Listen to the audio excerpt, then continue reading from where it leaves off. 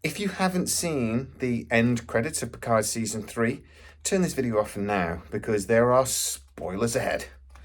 I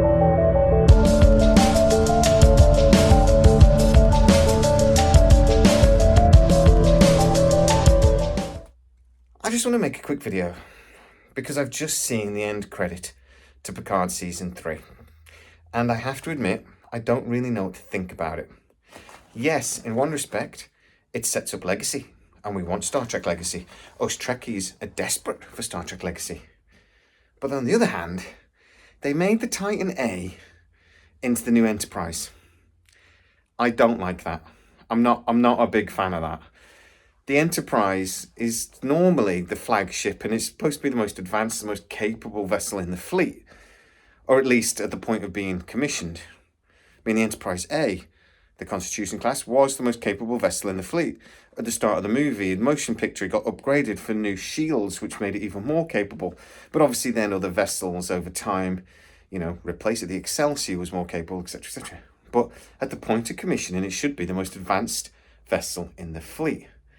And for the very early episodes in Picard Season 3, they showed us repeatedly that this vessel isn't particularly capable. It got its ass handed to it by the Shrike. And, Captain Shaw basically was like, we're no match for this, without even firing a shot. We're no match for this, and run away. So, I didn't like that. But the other thing is, about the Titan A becoming the Enterprise, the Titan A is already a brilliant name. They didn't need to do that. Why would they? You build a new Enterprise. You don't rename an already famous ship. I mean, this is why it's called the Titan A, apparently, because only famous ships get the designation when there's a new one. So it's already a famous ship. It was already Riker's ship. Why rename it to Enterprise G? It doesn't make sense to me, and I kind of dislike that. The other big problem, which isn't really a problem, but I really can't decide what to feel about it, is Q returning. So he said, look, Jean-Luc's trial is over, but now it's your turn, Jack.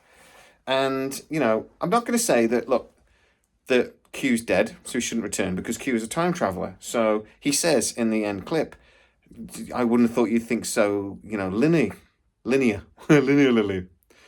And it's true, this could be an earlier incarnation of Q. The Q that we saw die would have been a Q from a much later time in his time, if you think of it like that. Timey-wimey stuff's confusing. But he could be an earlier Q.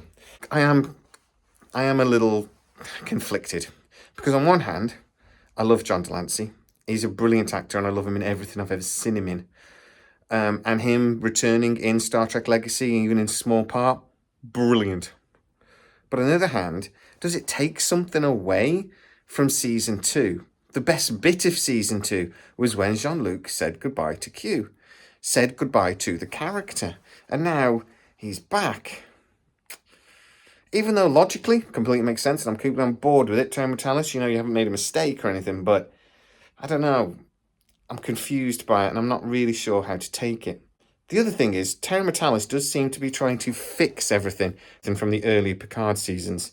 They ruined the Borg in Picard Season 2, and he has fixed them. They were brilliant, just as terrifying as they ever were. Absolutely fantastic. And then he seems to now be trying to fix the whole Q issue, because that was a little bit disappointing in Season 2, that we didn't get a lot of the answers we were hoping for from that. So he's doing a pretty good job of fixing it, to be fair. But guys, tell me what you think of this season finale. Are you as confused as me? A little bit conflicted even? Or do you just think, nah, sod this. This is setting up Legacy, and that's what we want. And Captain 7 of 9? Oh, happy days. If Jeri Ryan returns, I am a very, very happy man. I do think, by the way, that they are setting this up for Star Trek Legacy. I think it'll take a little while. Like basically bringing back Strange New Worlds took a little while from when they appeared in Season 2 Discovery. It took a little bit of time to actually get the season going. I think it was about 2, even 3 years before it actually appeared on our screens. And I think Legacy could take maybe that long, because I actually think Legacy is being set up to possibly replace Strange New Worlds. But let's see, I don't think that decision's been made yet, but possibly. I think they're only going to have 2 live-action Star Trek series at a time, honestly. So guys, basically in the comments, tell me what you think of this final credit scene. I'd love to know exactly what you're thinking. If you are new to the channel, please like, subscribe, hit that bell notification. It really helps us out. And as always, I hope you stay safe, and I will see you next time.